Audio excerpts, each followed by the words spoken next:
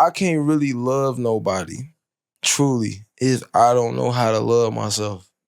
I don't know the capacity or the levels at which I love myself. So how can I give you these levels of love that you probably require for you? This is Sad Boy Radio.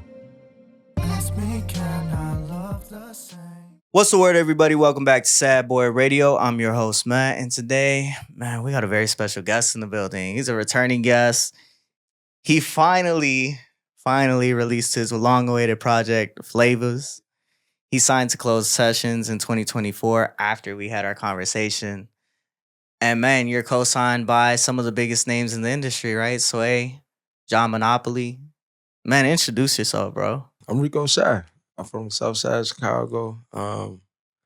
Yeah, I'm an artist. I'm an artist, revolutionary, poet, captain in the community. I do a lot. I do a lot. We talked about a lot in that first interview. I don't remember how long that shit was. That was long. Yeah, I was on the phone with you yesterday. You said, I'm anticipating an hour and a half, 2 hours. I'm like, bro, what the fuck? I'm like, what kind of shit were we on last time?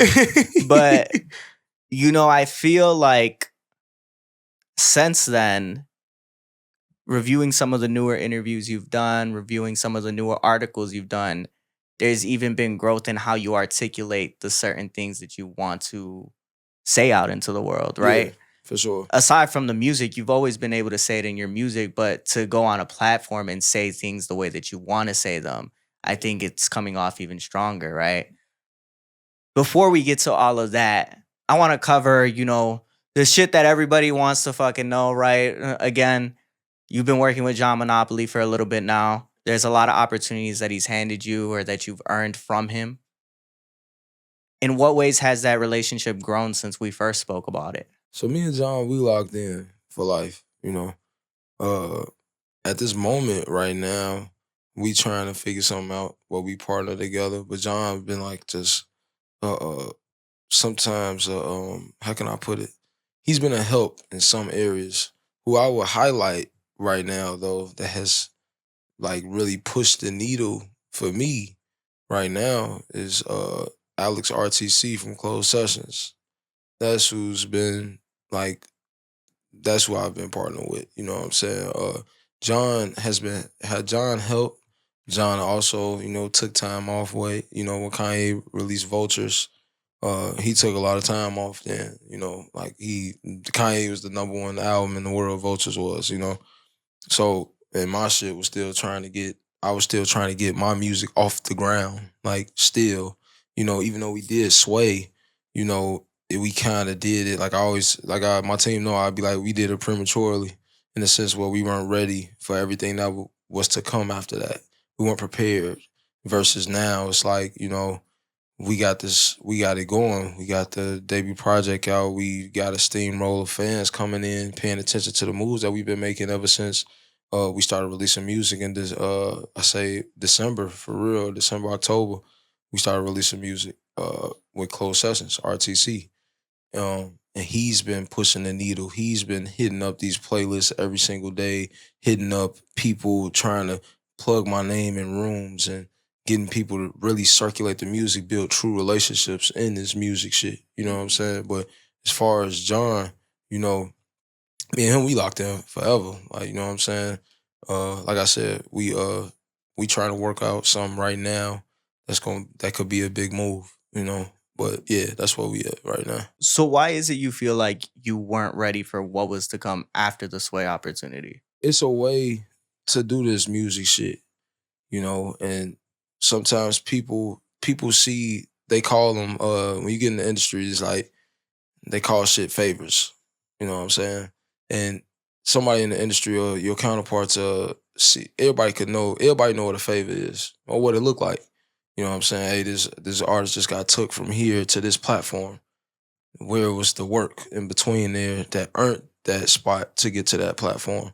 Some people be like, hey, man, it hit me like, hey, no, dog, you born ready. You been ready for this. You know what I'm saying? You born ready. But how I looked at it as a businessman was like, we suffered prematurely because when I got on that platform, I didn't have a project ready. I didn't have a project out. I didn't have anywhere where a fan could go invest into me if they heard my music. that was not there. It was non-existent. Even though we was making some noise, put me on the map. It's like you get put on that type of map, you gotta be ready. You gotta be ready to go. You know what I'm saying? You gotta be ready to go. You gotta have that shit ready to go. Or you just gonna be scrambling, trying to put something out prematurely, trying to put this project out. You know, it's not ready. None of this is ready. Your brand is not ready. Your mission statement for what you trying to put out ain't ready even. Your art really not ready. You know, you're not ready for all the momentum that's gonna come your way. You know what I'm saying? So are you gonna capitalize off of it? No, you're not gonna capitalize off nothing. You know what I'm saying? You're gonna be scrambling. And that's what it was. Why do you say it wasn't ready though? What were you waiting on? It was a multitude of things. Like it was like it wasn't necessarily waiting on anything. It was, were we prepared? It was like it did we execute or did we work hard enough to be put in this position? Like um for instance, you get on Sway and shout yourself out. If the only thing you shouting out is a social media, it's like, man, I don't think you ready for the press run yet, G. When people do these press runs, they go on them to market something that's out. But Yeah. take away from the fact that you didn't have an album prepared. Mhm. You had a couple songs out, right? Mhm. Let's take it even back to our first interview. All right. You were getting ready to drop the project. Like you literally, I'm pretty sure you probably told me a release date. I don't fucking know. I don't remember. Or a release timeline, right? And we still didn't see that project for another year. Yeah. So aside from, just not having the product ready, why wasn't the product ready? That was me. You know, it really was me. It was losing people on the team. Not losing them like they died or anything, but they still alive, but just like people just dropping off left and right, like on my team. It was like, you would build up a foundation with people and then some shit just go left or whatever the fuck happens. Now they disappeared or this person is feeling this way. And so they hold themselves up, and then you've put this much, you put all of this in them. Like you put eggs in their basket to get things done, and then they don't do it or they don't come through or something happens that's traumatic in their life and they go left. You know what I'm saying? And now you left sitting there trying to pick up the pieces. Okay, where we gotta go? Where we gotta go? And these moments these are really painful moments because it's like when you build with people for so long, or a manager, or and whatever fuck the case is, but you build with people and then you don't picture shit going left. You put a lot of trust into a person. You know what I'm saying? But that happened a bunch of times. And shit, we just was developing as artists still. Like the album needed, like that, the album, how it sounds now, it sounds like, man, it's a master class, intentional artwork. Like, but that would have never happened had I put it out then. You know what I'm saying? I had to run into a guy like Lonzo on the keys. He come in, put these beautiful keys and these synths on my album. Rizal going in and making this a whole world with the sound effects that he putting in. You know what I'm saying? So it was a journey though. Like some songs had to be created, recreated. So Was there a version ready last year? yeah. So it was ready. Yeah, it was ready. It's not what it is today though. And no, Yeah. not at all. Not at all. We went from 72 songs to 48 to like 32, and then Now you're down to 15. 16. 16, 15. Yeah. I was listening to it. I'm like, this is a long ass album. I'm like, damn. But I want to take it back to the fact that you mentioned building with people who eventually you put all this faith and you put all these eggs in a basket with. You expect them to help build you up. Look at the people that come in all the time and they promise you, oh, we're going to find you this money. We're going to help you get this. We're going to help you secure this brand deal and get all these new eyes. But where is everybody when I'm putting in all the work and then when I need them to do their end of the bargain and there's no money here? It's like, what are we doing? Right? So you've built all this trust, you've built all this faith with people, and a lot of the times they leave you hanging. Now you've been able to find a partnership with Closed Sessions, somebody that has clearly helped you finally get out the project. What was it about this partnership that worked? How did closed sessions align with what RecoeChi represents? Alex heard me when he heard the song. He said he heard. I think it was the Thelonious song or what Nip say. Alex is the owner of a closed session. His name is DJ RTC. That's what he known as. But man, I never thought. Like I always told Alex, like I never thought I'd be working with, like just somebody of like him. You know what I'm saying? Where it's like I always thought I'd be working with a John or like one of these guys that came up in Chicago that was like from where I'm from. But I never thought it'd be a guy that was a teacher at Columbia. You know what I'm saying? But he was teaching music, music business. And he heard the music though, and he was in love with it. And he was just hit me up one time. He was like, man, I just want to work with you. You know what I'm saying? Like, he was just like, anything I really need or if I need help with anything, he'll be there for assistance and shit like that. And it's like, while I was grinding, there was a lot of people that said that shit, so I didn't really trust people at all when it came to shit like that. But with Alex, man, he really showed, like, in hindsight, like, why me working with him was, like, the best thing for my career. That's where it's at right now.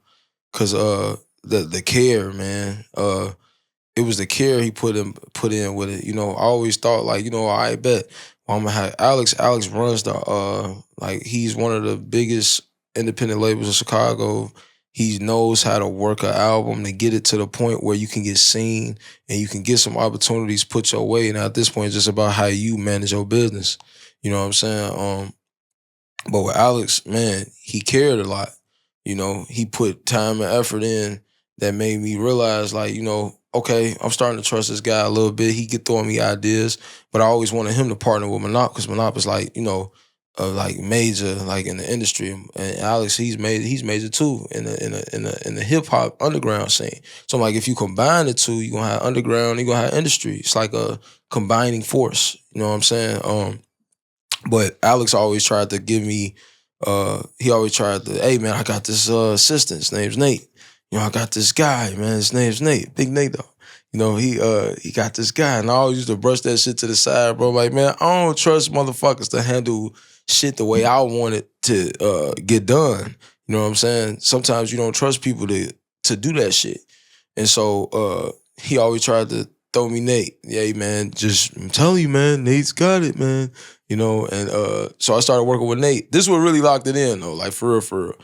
If me and Nate, the relationship we got, and then Nate brought in Anna, and the relationships we all created, it made it like, it felt like a team, for real. Like, it was like, the thing that I learned the most from this whole situation, working with closed sessions, the most important thing I learned was, like, if you're going to work with somebody on your music, they have to know the music. They got to care about the music. They have to care about the music. They got to know the music they got to love the music like you love the music. If they don't, they going to treat it like it's just any other thing. They going to treat it like it's replaceable, like it's, they have no attachment to this. So how can anybody manage you that don't know your music? That motherfucker don't know how to sell you. They don't know where to sell you at. Like, they don't know. They don't know a lyric. You know what I'm saying? I had people managing me like that. And it was like, it was all love, but that is what it is. Motherfucker ain't even come to the studio. But it was like, now I got managers that's coming to the studio. They involved with the music. They listening to every lyric. They care about me as a person coming to my crib, like, just helping me clean the crib up just to declutter my mind. Like, it was like people that truly cared about me. And but this was a branch of what Alex brought to me, you know what I'm saying, that I didn't see as a blessing at first. And so with Nate and Anna, they was just like, they was crafting, like, man, Nate is like a sponge. He just sit there, just soak up what I'm thinking, my thoughts. So is Anna, they do it, you know what I'm saying? And that's what's been helping us stay afloat. It's like the true, genuine bond that motherfuckers got, you know what I'm saying? And that's what I got from closed sessions that I didn't get from a lot of people, was the camaraderie of a true team. Like, everybody's locked in. Everybody cares. Everybody, man, we all in here praying over this thing. You know what I'm saying? So it's a different feeling. This gonna get wings from the Most High versus something that we like. That's like, what's the word I'm looking for? It's like not folly, but like it's not cement. It's not. It's not. You need people that care about it, and that's what closed sessions. That's why it works so well. It's like we meeting all the time. We all they know me. They know me more than friends that had known me 10 years back. They know me more than them. I say it right now. They know how I would think more than somebody that's known me since I was 13. For real, for real. That's how much time everybody spend together. And that's super important, right? Because just like you're saying, right, there's a lot of people who they don't understand what you're about. Yeah. And they're trying to act like they care about what you care about just as much as you care about it. Yeah. So it was a common issue that I've fallen into, right? Somebody brings me an artist or they bring me somebody and say, hey, you should do this. But they don't understand what the actual purpose of the platform is. They're trying to bring me something that somebody's not going to talk about themselves. They're not going to want to talk about the mental health aspect. They're not going to want to get personal. And it's like, that's not the conversation. I'm here to open up a larger conversation and show who you are. I'm not here to just, let's push this product out. That's not what we're about. Come on. But definitely shout out Nate, because that man was on that shit. He kept hitting me up. I'm like, damn. I was like, you know what? For sure. And what locked it in for real was I'm on the plane coming back from Colombia. I'm listening to that first track. I hear my voice in there. I'm like, hold up, what the fuck? Yeah. I ran that bitch back. Where RecoeChi? Huh? I was like, oh shit. I'm like, all right, man. Like, it's all love. But I heard that shit. I'm like, damn. Yeah. I'm like, yeah. Every clip of RecoeChi, we went and searched for that joint. I tell you, everything was intentional with that album, bro. Front to back, bro. Front to back. So for the people that don't know why the title Flavaz, it might have changed even since the last time we talked. Why Flavaz? We started recording this project in 2021, really 2020, not knowing that this was the actual album title. I started working on an album called Eastside Collection, Eastside Collection with Seasick. And me and Seasick, we was just like, I was just shooting for the wall with Seasick. It was a producer I wanted to work with since I was a kid. So, like, I was just excited. He was giving me an opportunity, like, man, I believe in your sound, and we just moved. And then one day we had a live show and it was packed for Green Slime at Promontory, and Renzel was there. He saw me perform, and from there, it's like history. We locked in, you know what I'm saying? And what Renzel brought out of me as far as the engineering and the artist development was the fact that he was able to show me like true music theory, show me like, hey man, like how to really finish the project, because as an artist, most times we start shit and then it stay incomplete sometimes. It stay incomplete a lot of the times, and it's because we not hearing how we want it to hear. Like what we heard in our mind, we not hearing right now. We executed it a certain way, not knowing. Like me, I'm starting off really trying to master the art of recording. It's a difference between being like an MC and then you a recording artist too. Recording them, that same energy behind the mic is a true gift.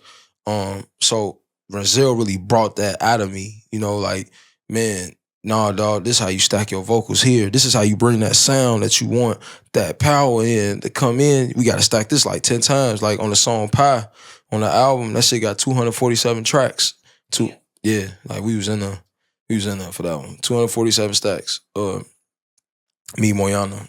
And man, it was nasty. The production on that album is fucking nuts. Renzel Wave, Lonzo, Ness, everybody. That if you involved on that production, you involved. Hey, it's Galaxy Francis. Everybody was in there locked in, man. Icy. But no, so we called it Flavaz because I was like, man, Zell, when I started working with Zell, I'm like, man, I want to start making songs. You know what I'm saying? Like, fuck, everybody know me as a rapper. the rap, rappity rap, rap, rap, rappity rap, rap. Everybody know me as hardcore bars and shit like that. But I'm like, man, I love music though. Like I want to be able to make like these great music, this songs that that stick with people. And so that's what me and Zell started cooking up. I started working with live instrumentations. We were sampling less. Um, and if we did sample, we tried to figure out how we could replace it. That's when you bringing in horns and shit like that. Now I'm being exposed to this, and now it's like, damn, no, this low key, man. This got a lot of flavor to it. You know what I'm saying? Like, no pun intended. You know what I'm saying? But Flavaz is really, it's like how I seen it was like an arsenal of characters inside one human being. Uh, it was me putting a range of who I am on wax, a range of my emotions, and also a range of my musicality. So it's to show people like, man, this is really the art that I'm making for real. I just don't make rap. Like, nah, man, I want to make the most impactful music that when you put it in your ears, it feel like life music. It feel like you can close your eyes, it feel like a fucking movie. Like for real, for real. Flavaz is a world. You know what I'm saying? We detoxing the musical palette of today. Like that's what Flavaz is with this new set of songs, with these new songs. It's like it's giving more of a defined answer to an artist with purpose. You know, like that's what Flavaz is. It's like you getting a taste of me. You say that and you really do get a sense of who RecoeChi is. You open with God hit me, son, get back to work. These shorties 14 ain't toting toy guns, no fucking nerfs. And sentiment around a lot of the songs or a lot of the discussions you're having on this album is about the environment you grew up in and giving back to that environment and trying to change it. Why have you found it so important to highlight these hardships that the community you grew up in faced, but not only that community, communities alike it? It's like having a voice for the voiceless and also having a voice for those that don't even know they need a voice right now. You know, because when you like, man, I'm from East Side Chicago, A6 Stony Island, some call it Outlaw City. Uh, it's a lot of hoods in that one sector over in the 8th Ward.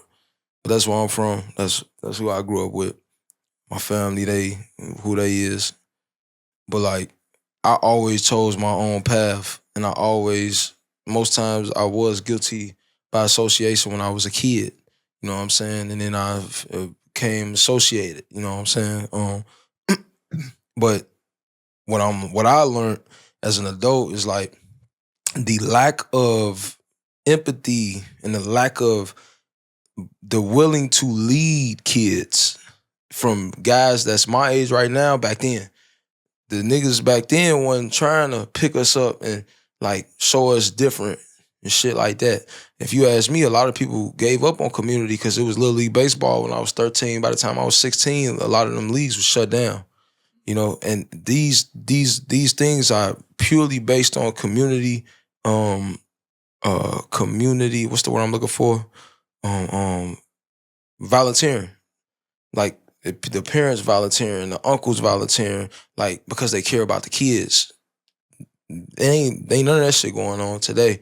It's very vague. You know, we try to do little basketball tournaments here and there, but it don't stick. You know what I'm saying? So why I felt it important to highlight and speak on shit like this is because, man, I'm that mentor. I'm that big brother. I am that. I want to be everything that I was missing. You know what I'm saying? To this next generation of kids.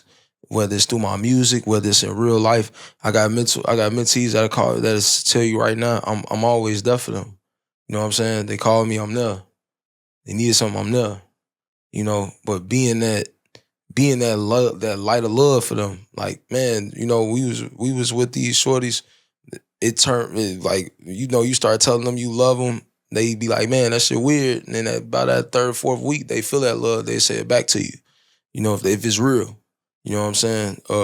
But I have to be this light. Not I get to be this light for these kids. You know what I'm saying? For children all around us.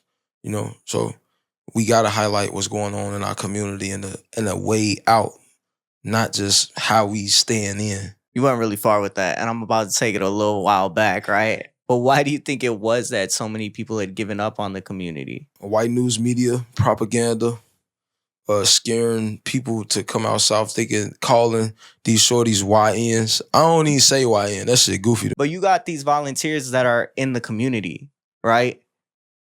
So when we're talking about the media, it's scaring people who aren't in the community away a lot of the time. Do you think the media was scaring away the people that were in the community? The thing that scares the people, not even scare the people in community, it's like when you working on this, when you volunteering this shit, when you doing this community work, you don't get paid enough to sustain. And I think that this is set up on purpose because it make it less likely that you're gonna be dedicated to this, even though it's gonna help your community moving forward. You still suffering. It's a sacrifice you taking because you can go get that job that's paying $70, $80 an hour, but it's like this job right here pay you $20 an hour. You know what I'm saying? But this has more meaning to where you literally stayed than this one does. Like this one don't mean shit, but this one could possibly help. This one could possibly help you pour that back in, but most times people just go that way. They don't come back. You know what I'm saying? They don't try to help out or, they get a lot of bills, whatever the case is, but a lot of times people not coming back. People not sticking here because the systems that are put in place, these, there isn't enough funding in our park districts. You know what I'm saying? There isn't enough funding in our programs, in our schools to be able to have these big ass, recreational events and be able to do it on a consistent basis where we keeping these kids involved. That goes a long fucking way. So the people that's volunteering, they seeing the shit. They like, damn, they discouraged now. People that was volunteering discouraged. Like, man, how we gonna keep this up? Or, how does this sustain itself? So, and then, where the government is right now, anything that's helping out in the community funding is getting stripped. I got friends that have lost jobs because of the goofy ass president that's in office right now. You know what I'm saying? That EI shit is real. So why do you give back? What are you hoping to save people from? I sometimes feel this sense of heroism. You know what I'm saying? But at the same time, it's like, I understand that everybody got their own fuck ups. Even myself, you know what I'm saying? But the most thing that I can do as a human is put on for the righteous thing that I know was righteous. You know what I'm saying? Most times that's an unpopular opinion, but you gotta be the source of light so somebody else could feel it and then it trickles down. Now we got a son. You know what I'm saying? So it gotta be somebody doing it. You know what I'm saying? If ain't nobody doing it, who gonna do it? I feel like it's my God-given purpose to spread love and unite our people. I love that for you. I'm glad that you've continued this work even after we first talked about it. Because I'm pretty sure when we first talked about it, you had I don't know how far involved you were at that point, right? It was pretty early on, right? Uh-huh. What we talked about a lot last time was the struggles that you had to go through. We talked about the gang involvement, the drug issues. Do you feel like if you had the role models that you see around, role models like you, this could have prevented those issues that you had to face? Oh, 100%. Why? These shorties think a real nigga is a nigga in the hood, a nigga in the streets with a gun, with a hat, whatever the case is. Like, shorties just want money. You know what I'm saying? This is a real nigga to them. Like, we have lost the value. You know what I'm saying? So a nigga, so a man like me, you know what I'm saying? I had to reverse my mindset. Two of the things that I value, sometimes my values be fucked up too. I'm not perfect. You know what I'm saying? I'm a little westernized too myself. I'm detoxing from that shit myself. But for the most part, I understand that the streets is dead. I understand that there's nothing in the streets that we need anymore. You know what I'm saying? And if I can teach this to the next generation, you know what I'm saying? Like, yo, That shit dead. The cool shit, the raw shit is uniting with our people and y'all becoming one revolutionary army and going against the real enemy. That's the real raw shit right there. That shit raw as hell. But the street shit, that shit dumb. That shit goofy. Like, we done with that. Like, what are we doing? What are we still talking about? We all know that this shit is implemented on us from a higher source. You know what I'm saying? It's proof in so many documents that this shit has been staged upon us to poison us in the streets. But it's like, niggas my age right now get their goofy ass on the internet and post goofy shit and be about goofy shit. You see when academics and them all talking to these niggas on no jumping and shit, these are goofy ass men. Like, these goofy ass men. These grown goofy men. Like, real shit, call it what it is. They have no place to be sitting up here speaking about motherfucking hip hop. Don't stop attaching this goofy ass street shit to our shit, to hip hop. You know what I'm saying? But that's hip hop. You know what I'm saying? But they embodied it. They keep this shit going, bro. They keep this goofy shit going, thinking these shorties thinking it's cool. You know what I'm saying? And then how we coming up in Chicago, that's all we see every day. Like, literally, that's all you see every day. It was just 57 murders on the weekend for Labor Day weekend. 57, 60% was in the age range of 19 to 26. That just go to show you where we at with it. So these niggas in the streets still on the same shit. Everybody still poison. I know that if shorties had me as a mentor, it's like, or if it was more me's out here, it'd be clean. We'll clean these streets up for real. More golden childs. Because without that, right, there were a lot of moments this past weekend, apparently, right? Referencing your song Moments. I'm from the Shy City where dude moments get to clapping, but now this ain't the Boondocks, dog. You can't rewind what happens. Come on. It's real. It's raw. That was a pretty good transition. That bass line nasty too. Ooh, that was a nice one. That was a nice one. I fucked with that. You say you can't rewind what happens. And when you look back, what was one of those moments that forever changed the way that you continue to move? So it was two moments. It was one, a lick went bad, and then the other one, I consumed some drugs and it went bad. So it was both of those. You know what I'm saying? The drugs ate my stomach up. I tried to take it on an empty stomach, and it just ate my stomach up. Like, I couldn't breathe, nothing. I was trying to eat oatmeal, something to put on my stomach. That shit was coming back up. And I was fucked up bad. Like, I was seeing my sister was starting to look like a lizard. Like, I was hyper, like, I was tweaked. It was fentanyl. It was lace. It's stepped on pills. That's what these shorties on right now, thinking they taking real perks and shit. And then just a little look went bad. Basically, we tried to do some goofy shit. Tried to take something that ain't belong to us, man.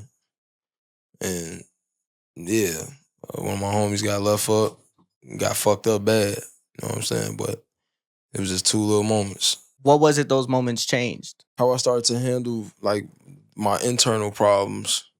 Instead of me going to the drug, it made me start, what else can I do? You know what I'm saying? What else can I do? I start working out. You know what I'm saying? I start reading my word. I start reading myself a Bible. Like, these are the practices I started doing for real. And it turned into me, like, fully just letting it go out my body. Like, I ain't on the drug no more. I don't need it to feel higher to the Most High. You know what I'm saying? I don't need it to deal with or make myself feel better. It wasn't doing nothing but enhancing the emotion I already had. You know what I'm saying? So if I was sad, it would enhance that. If I was happy, it would enhance that. If I was horny, it would enhance that. So, like, I just learned how to really, like, channel my energy for real. And that's how I started.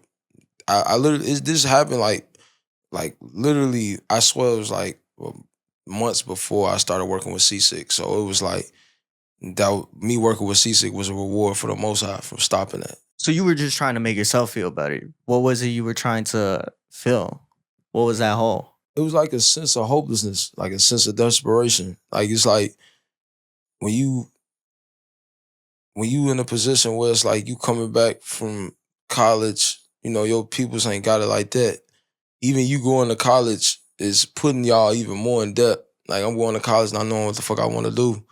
And I'm coming back home, uh, and I gotta help out with a job and, you know, things of that nature. Like I'm hearing about motherfuckers coming back home. Like I'm working with people right now at the job, they 21, they mom and daddy, they do everything for them. Every single thing in the world is different from a nigga that's coming back home and you gotta work a job and you gotta figure out how the fuck to make the ends meet and you gotta you just gotta help out. You know, you gotta help your parents. You know what I'm saying? Like people not coming from households like that. You know what I'm saying? So for me, I know every black kid, they want to see their peoples do good. They want to take care of their mama. Every black boy want to take care of their mama. They want to take care of their parents. They want to take care of whoever taking care of them.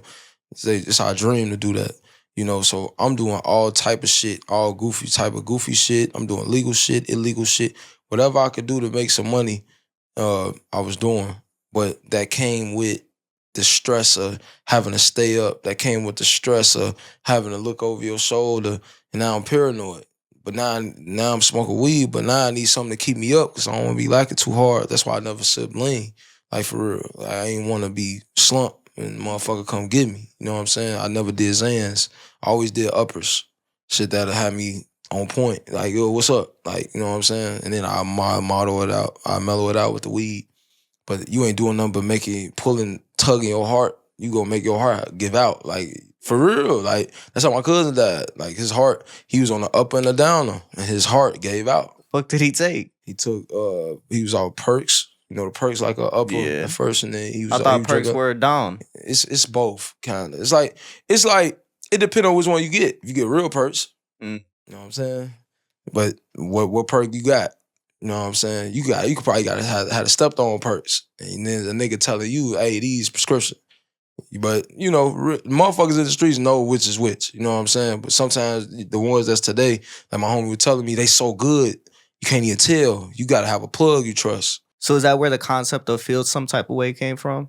So that's a real life story. You know what I'm saying? The first verse is about a young lady I used to know.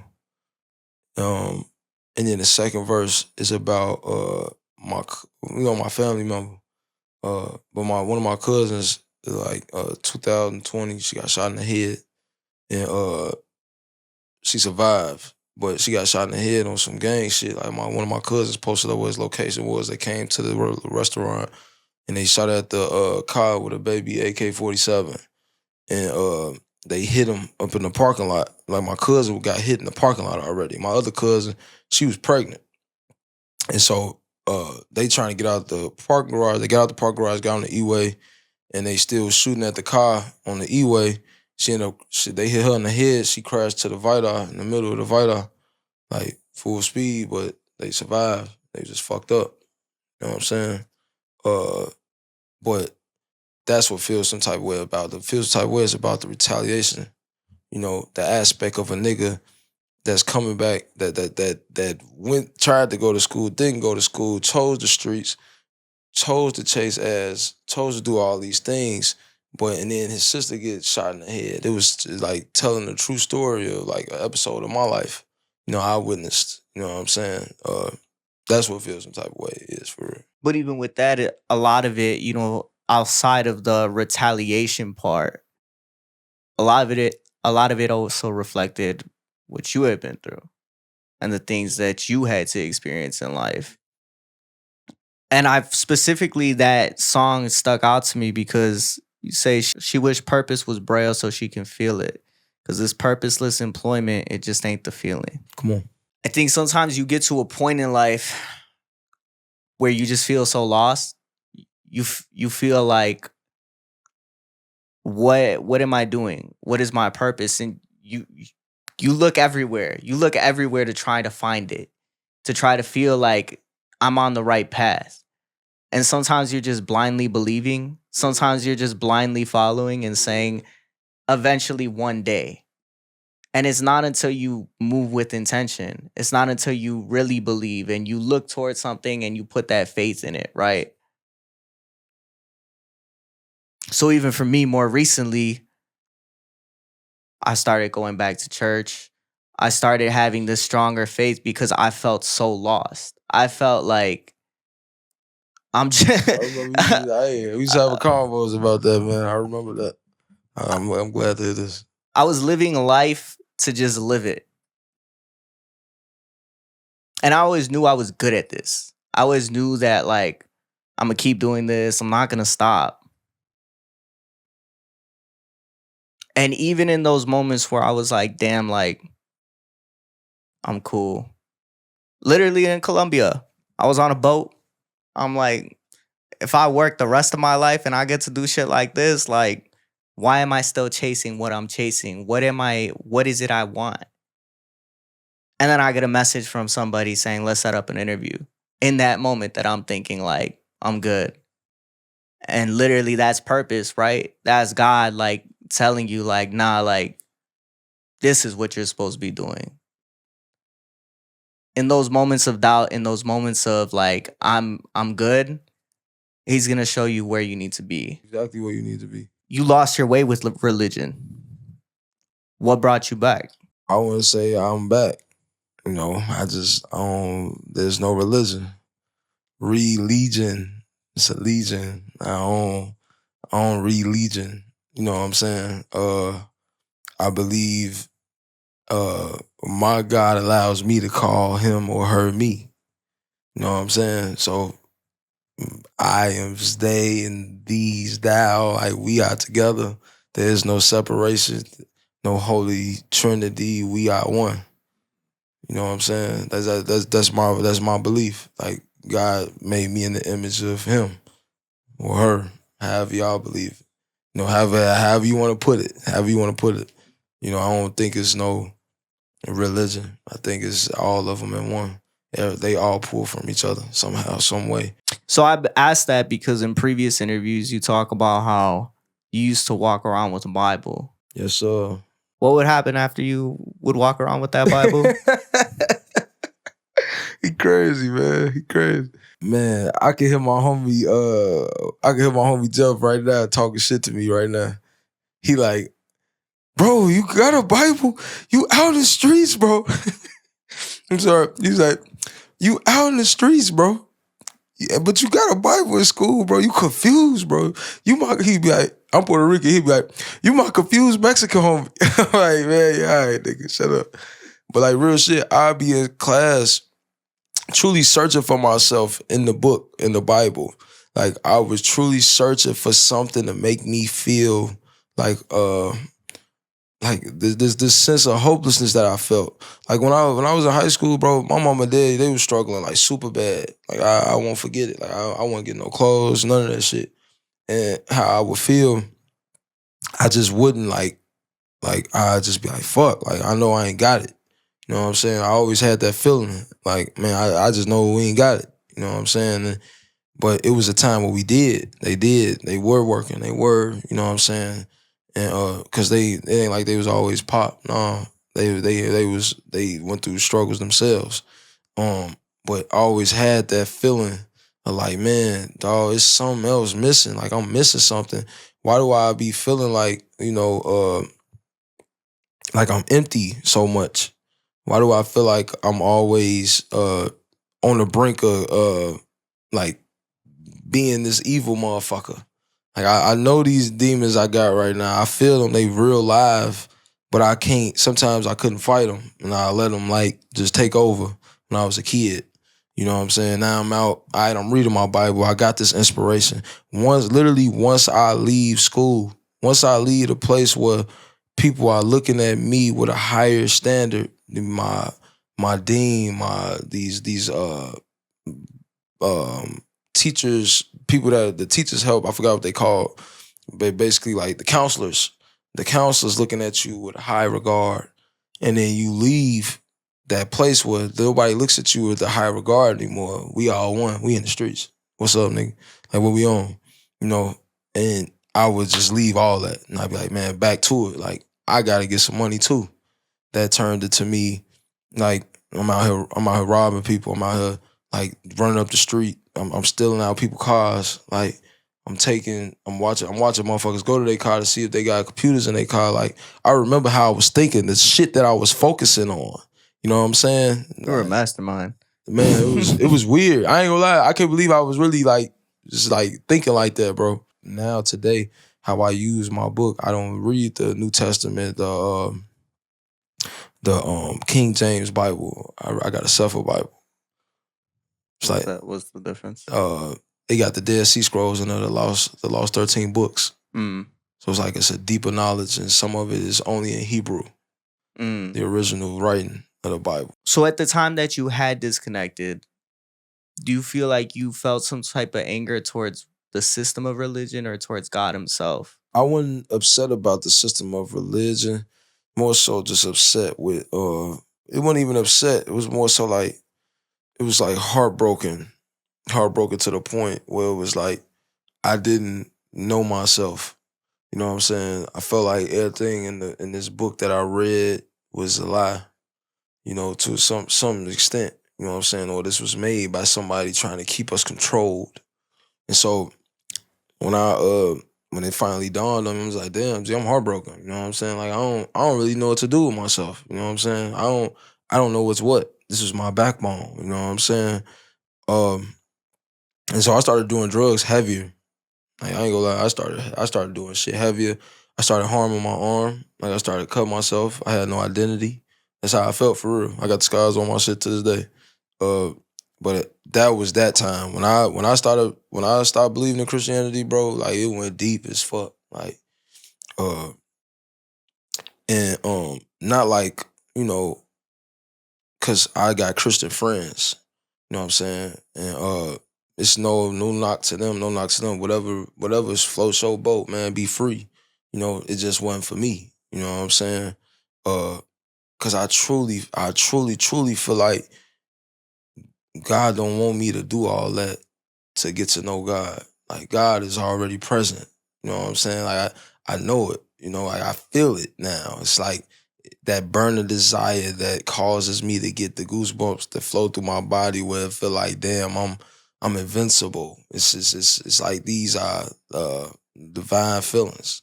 You know, these are not just random feelings. You know, somebody be like, man, nigga, it's a spurt of inspiration. You know what I'm saying? But nah, real shit. You know how you got foresight.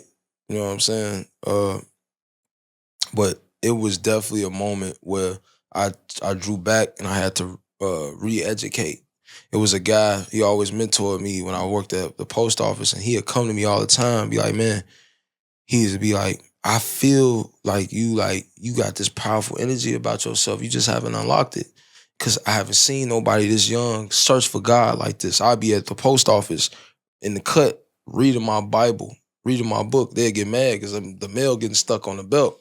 But I'm reading, like, bro, I'm really looking for myself. Like, I'm confused, man. I'm 19, 20. I don't have it figured out. I'm just trying to learn. You know what I'm saying? I'm really trying to find myself. What was it you felt was going to change by self-harm, both by taking the drugs and physically? With the self-harming, it was more so like, man, I'd rather feel the actual physical pain than this internal one. It was like the internal one was too painful, and I needed something to distract me from it, you know. And those sharp little stings, you know, it kept adding up. Every scratch felt like it was deeper. You know what I'm saying? And this is how I was really thinking back then, bro. Like, for real, it's a complete opposite of who I am today. You know what I'm saying? So I know about that sunken place. You know what I'm saying? That sunken place where you feel like hopeless. You know what I'm saying? Like, this is it. You know what I'm saying? Like, that same day when I was cutting myself, I had took this pills called Oreo. It's like a triple stack. It's like 30 milligrams. Whatever the fuck the drug they decided to put in that shit. But it enhanced that shit, bro. It was like I didn't feel my arm getting cut. I woke up in the morning, I felt that shit, though. Are these the scars that you reference on the godly when you're talking about you were repulsed by them? Yep.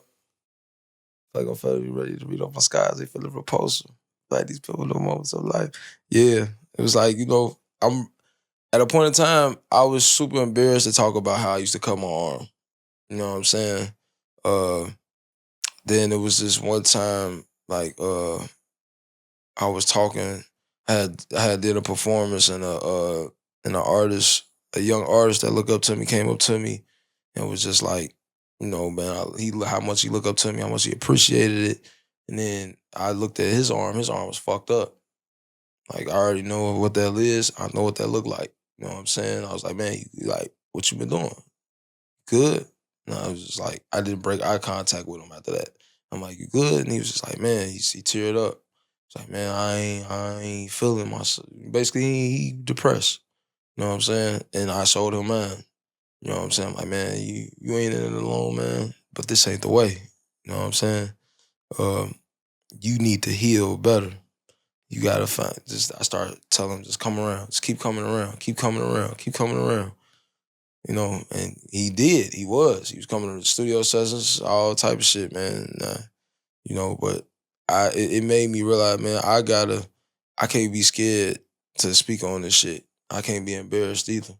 This is what my mind was at one point in time. It could probably help somebody hearing this right now. Well, I'm glad that you're here with us today, that you've been able to overcome it and even make it a part of your story and not hide it. What did it take for you to finally not feel hopeless?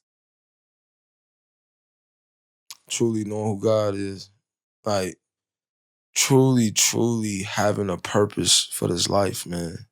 It's like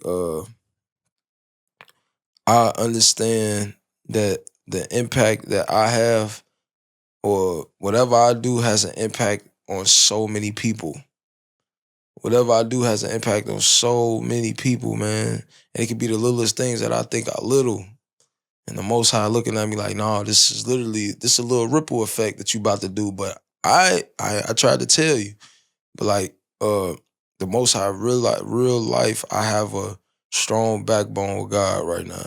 And I wouldn't ask for nothing better. Like God is showing me in so many ways that this purpose that I've been following since I was 15, like it's just unraveled to me. Like, man, no, this is what you have. This is what you do. This is your purpose. Own it. That's what made all hopelessness go away. It's like, and then, cause sometimes, like, I can't sit up here and lie. Like that's why I said in the godly. Like sometimes I can't lie.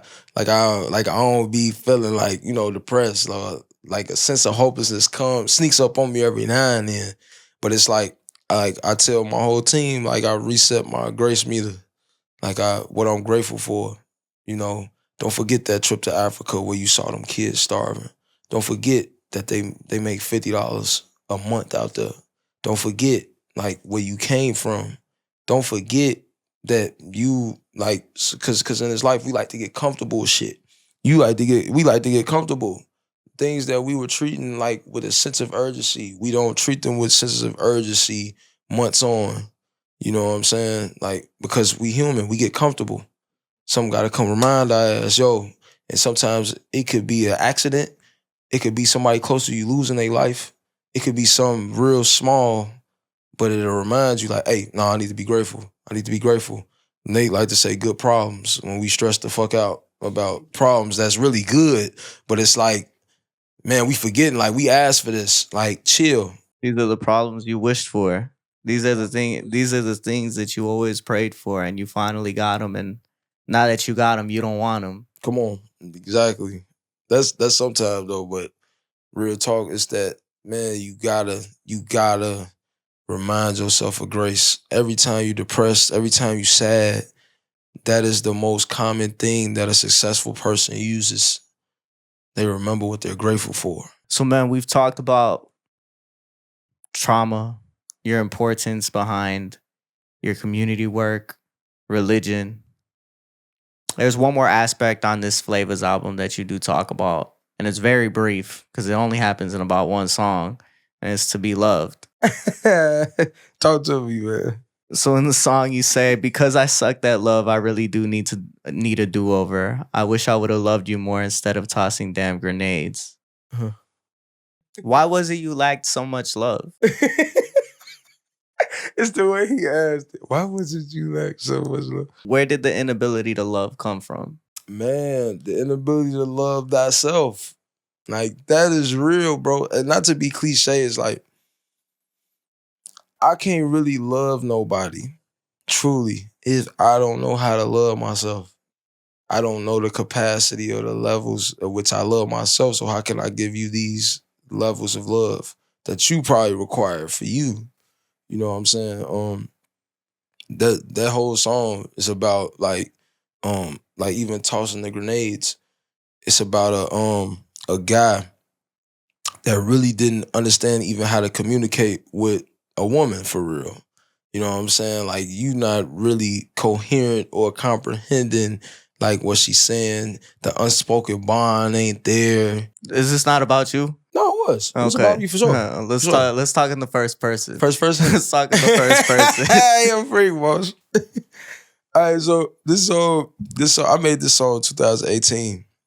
That was a song I made in 2018. And from that, like, the whole song, it literally was about these things. Like, I'm an insecure guy. I'm talking to a beautiful woman, and I'm not confident where I'm at in my life. You know what I'm saying? Like, I'm trying to be this man that I think is a man, but I'm missing everything she telling me on how to treat her. You know what I'm saying? Because of how I'm thinking it gotta be. You know what I'm saying? I had to really learn in that relationship. Like, I learned a lot about myself. I learned a lot about how to truly love somebody and what it means to be loved. Like, when somebody loves you, how you supposed to treat them, how you show up for them. You know, a lot of the times I would show up as a broken lover. Like, some in me is missing. You know, I'm suffering. I'm suffering from past relationships, or I'm suffering from habits that I have that aren't good going into this next relationship where I know, hey, not as I wasn't listening in this relationship. Let me try to listen in the next one. You know what I'm saying? I'm taking them lessons from this one relationship. You know what I'm saying? It was a lot I learned from it. I was in it for like 7, 8 years. You know what I'm saying? So a lot of the times though, it was I created a woman. I created this innocent woman into this woman that now has to protect herself. You damage somebody to the point where now they've redefined what their version of love looks like. Exactly. And their version of love is not what I produce, you know. So at that time. You know, a key thing you say right there is taking those lessons and building upon that, becoming this person that I was supposed to be for somebody else and using that in my next relationship, right? There's a song that Fem has, I don't know if you know it, Happy Breakup Song. And he talks about it, he's like, you know, I'm finally the version of you. I don't even know the fucking lyrics because it's off the top of the head. But, you know, I'm the version now of what I should have been for you. And I take those lessons and I push them to the next relationship. And even now, I just had this conversation the other day. Somebody had asked me, they're like, so what was it? Why did this relationship not work? Or why did every relationship after the last one fail? And it's because I didn't love myself. I wasn't happy with myself. I wasn't happy with where I was, who I was, and hurt people hurt people. You continue to move forward and you just have this skewed perception of what love's supposed to be, right? So everything that person didn't give you, you're looking for somebody else to give you. And that's not fair to put onto other people just because you didn't get something from somebody else. Yeah, it's a revolving door. It's like for me, even like what I would do, like in that relationship, I would stop talking to her and I would never take time to myself to numb what was going on over here, to numb like her leaving or whatever the case was. Like, I would go just be with another girl, not taking the time to learn myself. Okay, what are the things I really need to learn about myself? Instead of don't hop to the next cooter, mama, sit the fuck down, sit still, try to learn yourself, bro. Talk to some God, go on the walk with nature, nigga. But do anything but go damage the next woman with your trauma and shit. Like that's some shit I didn't like pick up on until I got to this age. Yeah, I don't know what it is. I don't know how old you are, but I don't know what it was about 25 that hit me, and I'm like, damn, I guess I got to get my life together now. I can't keep doing this shit. Yeah, for real. You can't, cause man, I ain't gonna lie, man. It's like you have a daughter one day. That's how I start. That's how I That's how think you now. started thinking? That's what I think now. That is what I got a sister. I got mamas. I got a mama. You know what I'm saying? Like, man, I don't want no niggas treating them like that. You know what I'm saying? I don't want no nigga. I'll be damned. You know what I'm saying? So when you start thinking like that, it's like, all right, I gotta balance. I gotta do my best to balance myself. But I think one of the things that you have to do is take that accountability, take that self accountability, because even in the song, you call yourself toxic and damaged. And I think that's a hard thing to face. Man, And to cut off all of these relationships that are existing at that time. And you don't even got to give them the reason, but it's really in your mind, I got to go get better for me. And then eventually I'll be enough for somebody else. And it's not even like I'll be enough for somebody else, but there's that switch that like once you're good, okay, I'm good now. I found peace in my solitude. Like when I started finding peace in my solitude, I started recognizing the things that I love as a man, like what I love from my woman. You know what I'm saying? Uh, or what I would want from a woman, because I know I'm starting to realize the things that I have myself and what I could provide.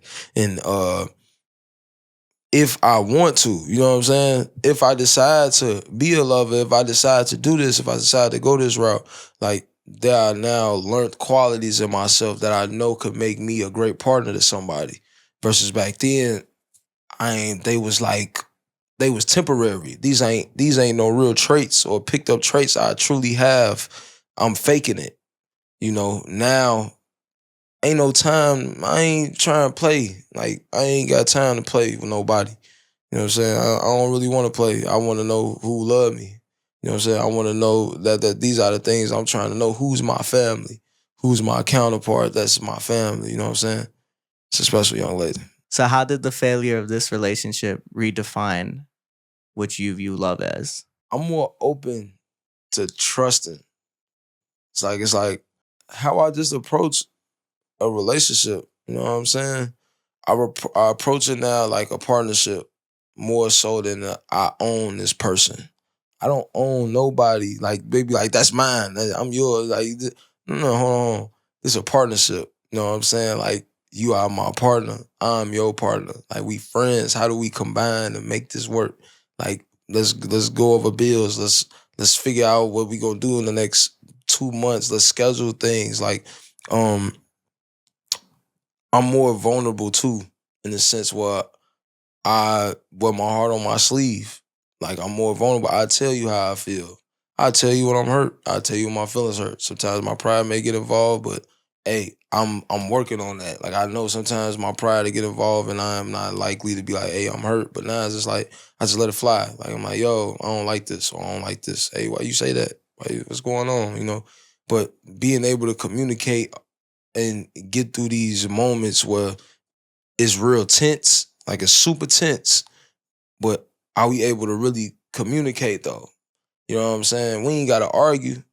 We can communicate. You ain't gotta be petty and shut down.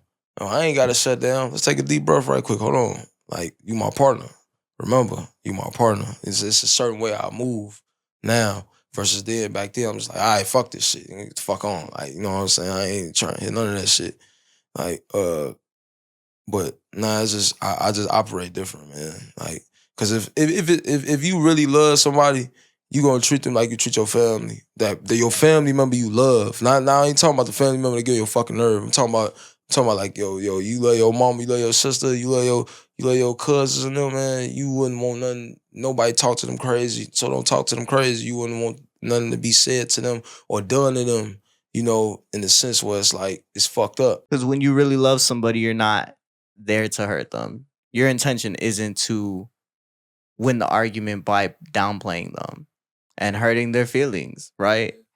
That's not what we're here for. We're here to solve the issue and move forward with each other. For real. You want to love your woman like you love your family. And that you going to love your woman like you love your woman. But love your woman like, hey, no, this is my fam too. Like, you know what I'm saying? Like, it's a different feeling with that. What part of this album healed Orlando the most? I'll tell you right now, Hit With Your Eyes. It was a song for my I made about my sister.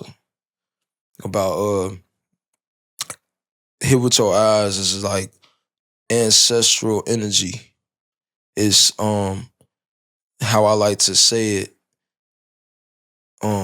It's your whoever you lost, if you lost somebody close to you that's super duper close, like, or somebody that you feel like is your guardian angel, this is them speaking to you.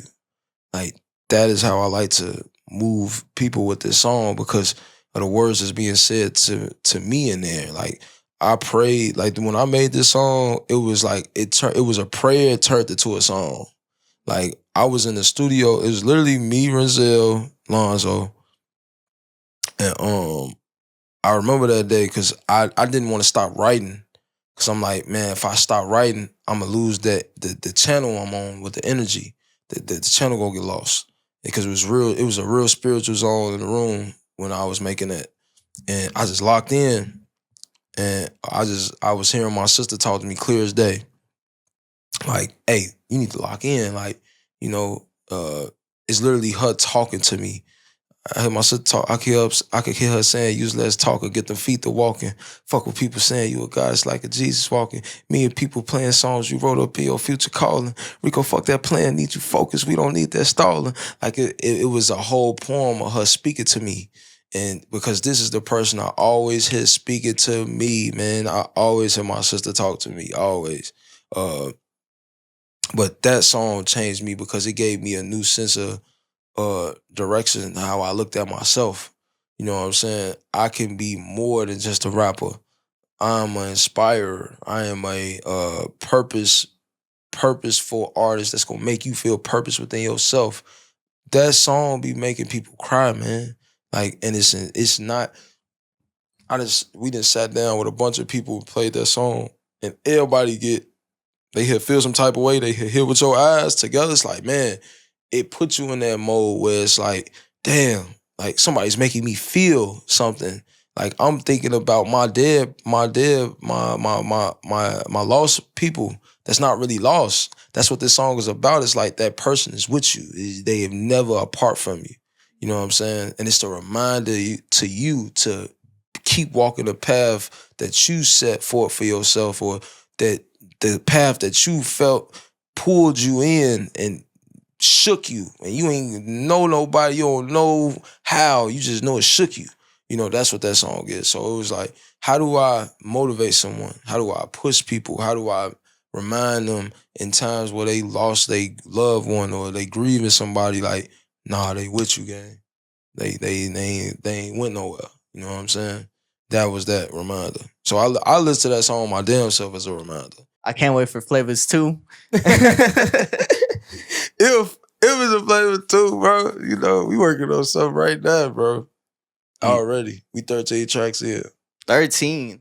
Well, you had what, 70 something, 90, you said? 72. 72. Man, I appreciate you sliding, bro. Thank you for being patient with me. I appreciate know you, it took bro. a little bit. You good, bro. Man, We both in tired, bro. I love, bro. I'm tired too, man. You got anything you want to plug real quick? Yo,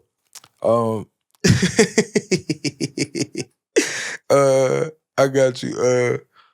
Man, Flavaz, y'all. Flavaz is one of the greatest debut albums from a Chicago artist. It's, I don't know when. The care put into it. Shout out Renzel Wave, Studio Shapes. Shout out RTC Closed Sessions. Shout out Nate Honor. Shout out Lonzo on the keys. Shout out Moyana. Shout out Galaxy Francis. Shout out my nigga Keith. Shout out my brother, my mom and them, all of them. Shout out everybody that's part of that album. Icy, Cam. My nigga Cam came in and mixed them sessions. My nigga Rome. You are Jazz Star. You a star, girl. Mother Nature, everybody that was involved with this project, It's a true body of work that we worked on front to back, man. Like, it's one of the most impactful projects I feel like coming out of Chicago. We got a 7.6 on Pitchfork. I don't know what credibility that holds, but I think it's a great one. Top 10 albums, ratings. I think in Chicago or period. Pitchfork is just Chicago artist. The world. Top 10, baby. Your boy. Your boy. But the album, like, is meant to make people get this sense of hope back in hip hop and artists and the artists being real, speaking to you. There ain't no script right now, G. I'm speaking to you. I don't know if he gonna put it in there. I don't know what he gonna do. Hey yo. I don't know if he gonna put that on there. But like real talk, this album means the world, man. It got some great looks. And I feel like if you love hip hop, if you want a new artist to fall in love with, man, and got a real story behind them from the soil, for real. I'm from the Chicago, 8th Ward, man. I'm out here pushing a different energy than what you think comes from Chicago. We making this shit hip hop. We making this shit love. We making this shit hip hop back, bro. Especially in the rap. Hip hop back. So one of the best bodies of work God put out here.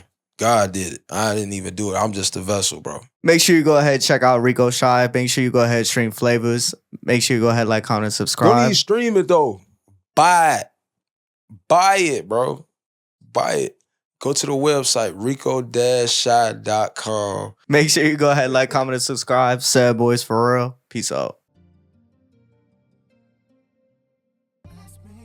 This is Sad Boy Radio.